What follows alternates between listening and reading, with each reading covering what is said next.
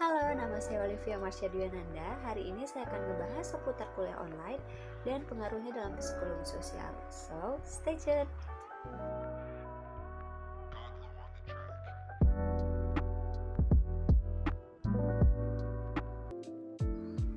Kita tentunya sudah tidak asing dengan kuliah online.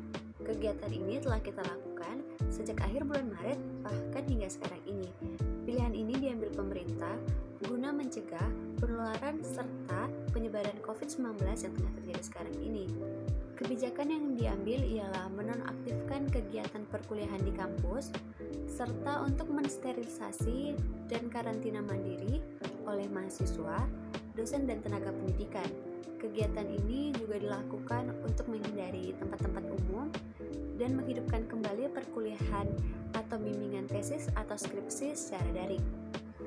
Dalam perkuliahan online atau non-tatap muka, mahasiswa tidak dituntut untuk datang ke kampus. Materi yang diberikan dosen pun merupakan open content atau materi pembelajaran yang bisa di-download atau disebarkan melalui aplikasi-aplikasi tertentu seperti WhatsApp, Google Classroom, dan banyak lainnya. Kegiatan ini juga bisa dilakukan di mana saja dan kapan saja sesuai dengan jadwal yang ditentukan, asalkan mahasiswa atau dosen memiliki koneksi internet yang baik. Namun, kuliah online tentunya memiliki sisi negatif dan sisi positif. Yang pertama yang akan saya bahas adalah sisi negatifnya. Sisi negatif yang pertama adalah ketimpangan akses antar mahasiswa. Karena tidak semua mahasiswa itu memiliki jaringan internet yang sama atau koneksi internet yang sama. Ada yang memakai kuota internet biasa, ada yang memakai wifi, ada yang pergi atau pulang ke kampung terus tidak punya sinyal, ada yang tetap di kota dan memiliki sinyal yang baik. Adanya ketimpangan akses tersebut menimbulkan sisi negatif bagi mahasiswa karena merasa dirugikan atau malah tidak paham atau adanya miskomunikasi dan lain-lain. Yang kedua adalah menciptakan stres atau kelelahan. Karena menurut saya sendiri, selama kuliah online itu kita itu dituntut untuk belajar di rumah. Salah satunya adalah diberikannya berbagai tugas dan kuliah-kuliah online atau seminar-seminar yang wajib kita hadiri. Yang ketiga, tergantung oleh jaringan internet. Sama seperti yang pertama, tentunya apabila kita nggak punya jaringan internet, maka kita akan tertinggal kelas-kelas atau mata kuliah tertentu atau tugas-tugas tertentu. Terlebih jika mencakup ujian mata kuliah tertentu, maka kita akan jadi kebingungan dan akan merasa dirugikan. Yang keempat, sangat tergantung dari kedisiplinan mahasiswa. Apabila mahasiswa kurang disiplin, maka konsekuensinya mahasiswa akan ketinggalan beberapa mata kuliah atau beberapa tugas. Hal ini sama seperti kuliah tatap muka atau kuliah normal.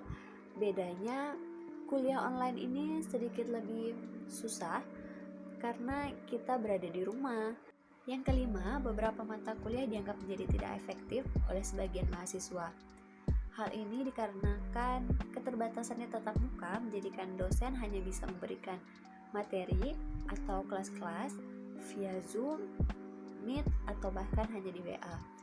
Hal ini tentu saja menjadi tidak efektif bagi sebagian mahasiswa yang tidak mengerti atau tidak paham.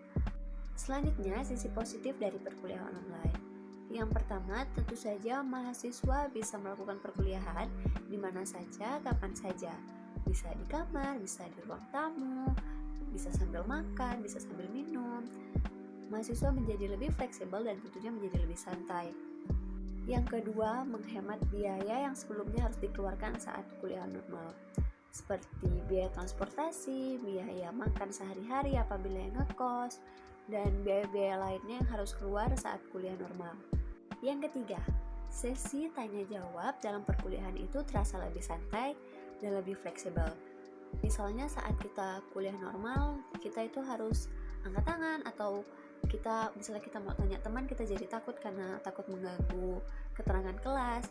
Tapi kalau misalnya kita kuliah online, yang dulunya malu untuk angkat tangan atau sebagainya macamnya, saat kuliah online justru mereka lebih berani untuk bertanya karena kita hanya perlu chatting atau ketik di room untuk chat atau untuk bertanya.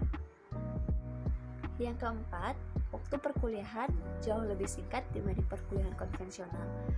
Misalnya saat kuliah normal itu kita bisa 1,5 jam atau biasanya 2 jam. Tapi kalau misalnya kita kuliah online biasanya kurang dari 1 jam, atau bahkan kadang hanya lewat chattingan atau hanya diberikan materi untuk mengerjakan tugas. Jadi waktu perkuliahan itu bisa kadang ada, kadang nggak ada. Yang kelima, mahasiswa bisa melihat kembali materi yang telah diberikan dosen.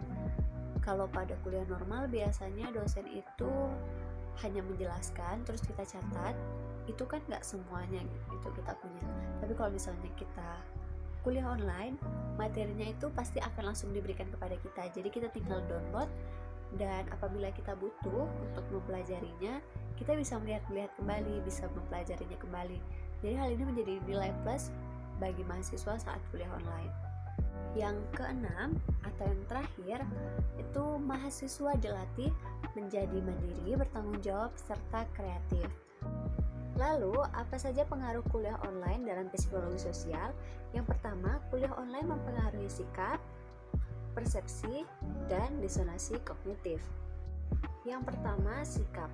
Misalnya, pada saat perkuliahan online, mahasiswa dipaksa untuk menjadi serius atau fokus pada saat kelas yang diadakan secara online. Hal itu menunjukkan perubahan sikap mahasiswa yang dulunya santai atau bisa main-main di rumah menjadi serius dan fokus pada saat kelas. Yang kedua, mahasiswa yang dulunya suka mata kuliah tertentu atau terkena mata kuliah tertentu, sikapnya berubah karena merasa tidak puas atau tidak efektif pada perkuliahan online menjadi tidak suka atau malas-malasan. Hal itu menimbulkan sikap menyerah mahasiswa, atau bahkan pada saat perkuliahan online mereka justru menyukai mata kuliah yang dulunya mereka tidak sukai.